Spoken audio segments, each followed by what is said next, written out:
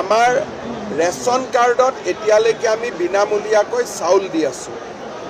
1 অক্টোবৰৰ পৰা আমি ৰেচন কাৰ্ডত দালি দিম, চেনি দিম আৰু নিমখ দিম।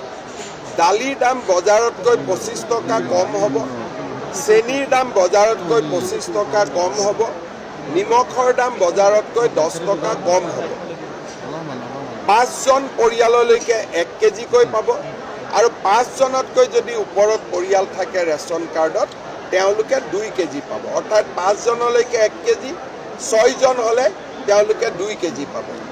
এই ব্যৱস্থাটো আমি 1 অক্টোবৰৰ পৰা আৰম্ভ কৰিম, যাতে দুখীয়া মানুহে ঘৰো পাব পাৰে, অৰুণোদয় পাব পাৰে। আমাৰ ৰেচনত চাউলে অকল নহয়, দালি নিমখো পাব পাৰে। এই গোটেই ব্যৱস্থাবিলাক আমি কৰিছোঁ আৰু দুখীয়া মানুহ উপকৃত।